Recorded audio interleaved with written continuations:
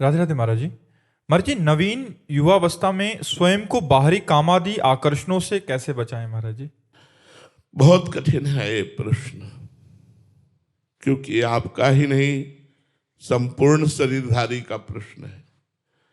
जब नव किशोर अवस्था से पदार्पण जवानी की तरफ होता है तो काम की एक तूफान भरी आंधी आती है और सबको अंधा बना देती है। काम ऐसा अंधा कर देता है, जो नहीं करना चाहिए वो करवा लेता है। अगर कोई बच सकता है इस आंधी से, इस तूफान से, तो भगवान की शरण में होकर भगवान का सुमिरन करने से। सीम की चाप सके को तासु, बड़ रखवार रमापति जासु।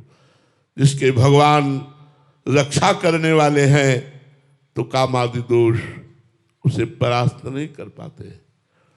इसलिए अधिक समय यदि हम नाम जप में दें, सत्संग में दें, भगवान के भक्तों के चरित्रों को पढ़ें। हमारी बात ध्यान से सुनना, भक्तों के चरित्र पढ़ने से बहुत पावर मिलता है, बहुत सामर्थ्य मिलती है।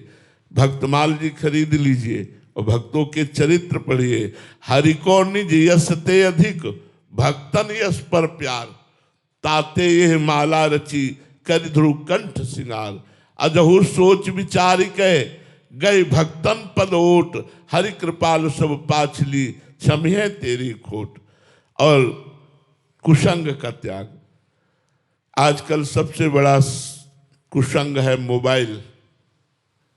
मोबाइल में गंदी बातें देखना, गंदे सीरियल देखना, तो हमारा मन जो देखता है उसी का चिंतन करता है, जो सुनता है उसी का चिंतन करता है। जो चिंतन करता है वही हमारी संकल्प वृत्ति बन जाती है, जो संकल्प वृत्ति बन जाती है वही हमसे क्रिया बन जाती है। इसलिए आजकल नई पीढ़ी को अधिकतर मोबाइल के द्वारा बड़ी हानि हो रही है।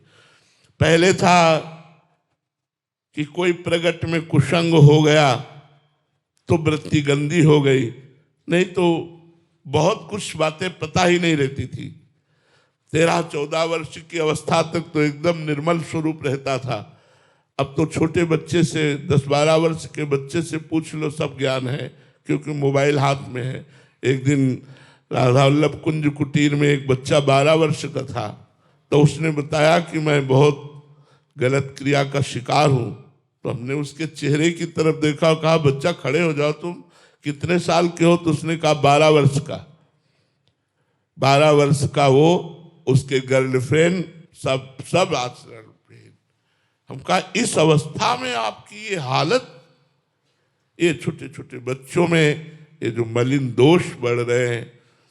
यौवन अवस्था वैसे ही कामुक होती है, पर जो ये मलिनता बढ़ रही उसका कारण कुसंग है।